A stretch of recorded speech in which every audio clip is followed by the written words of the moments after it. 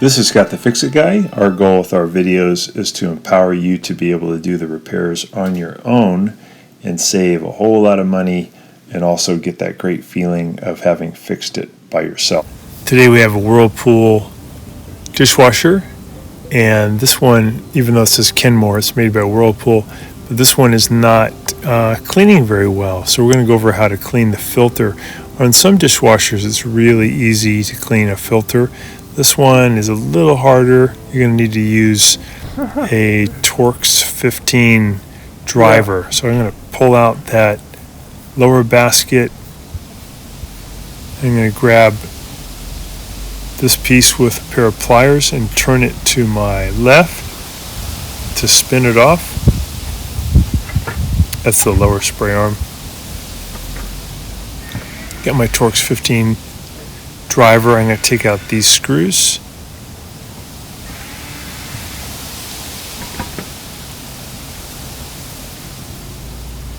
And then I'll pull out the upper tray. I have to take out the little stops at the end. And then I have to take out these two Phillips head screws holding on this water pipe that brings water to the top spinner. So spin those out. And then I've got to grab that whole pipe assembly and move it to my right so that it's going at about 45 degrees, and that's going to allow it to come off of some plastic lugs down here at the bottom. So I'll wiggle that off. So I got that out of the way. Put this little piece back in. And there's one other Torx 15 screw that was hiding underneath there. Now I can lift up on the filter. Out of the way, and when I look in there, I'm surprised to see quite a bit of dirt. The customer was saying that it smelled like rotten food in there. It looks like rotten food. And I take the Torx 15 screwdriver, take out this one screw here to the left, and there's also one here on the right. I take that one out, and then I can take off this panel, lift it up. And I can see there's even more crud in there. No wonder it wasn't cleaning very well. It's like broken glass and seeds and toothpicks. It looks terrible. But pretty common when you open up this dishwasher. It's probably been doing this for years. Pull off this cover, which covers up the chopping assembly, which basically doesn't do anything. So if you think you can just throw your dishes in all dirty and it's going to take care of it, you'll need to end up fixing it, because that doesn't happen. You have to rinse your dishes. Makes a big difference. So I'm just getting all this crud out of here, all this dirt, accumulated soap and food and seeds and broken glass, toothpicks. I would say too that this customer was not using a very strong detergent, so a lot of this stuff is just kind of fat buildup that the detergent did not break apart. I would really recommend that they would use Cascade Complete, which is a very powerful and effective detergent. It really gets your dishes very clean. But even with the really good detergent with all these obstructions, this dishwasher would not clean well, because these things are blocking the path of the water, so it won't be able to create a very good water pressure. But once you get all the stuff out of here, it'll clean really well again. I'm just using some needle nose pliers to grab the little seeds and glass, and there's a couple of little metal screws in there. It was a lot of stuff. Before I did all this too, I used a turkey baster to suck out some of the water in there, just to make it easier to get to. I'm cleaning the pieces that I'm going to put back in. And this is one of the panels. And then this big thing they call the filter.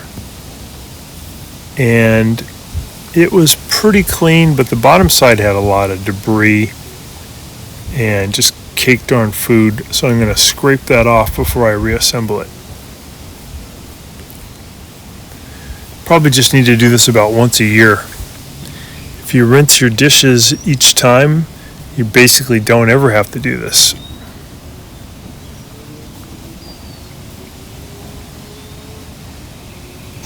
So putting it all back together, got the filter assembly back in. I'm going to put this upper spray arm assembly back in. I'm going to come in at about 45 degrees with this thing pointed out to about 2 o'clock. And then I'll wiggle it down in.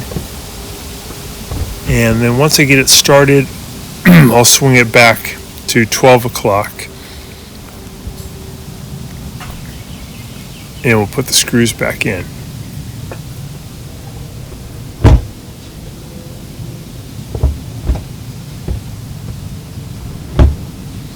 Just be patient here, just gotta wiggle it around, finagle it until it lines up. There we go.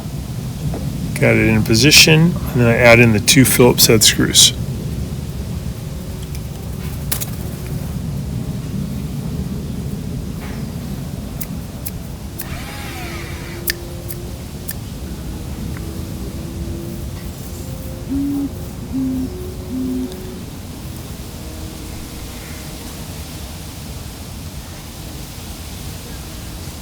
Put that 1 screw there at the top.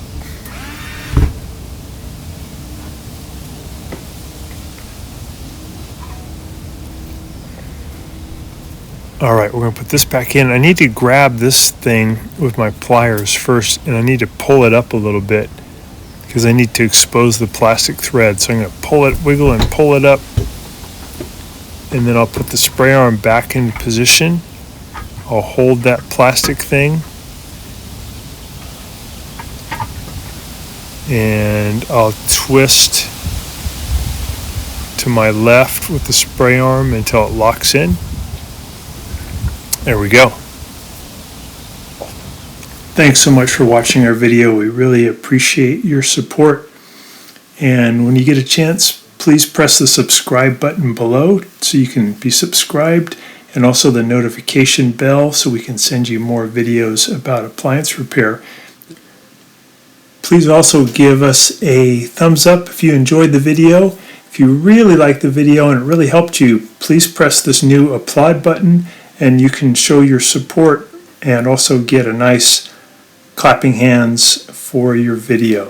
Thanks again.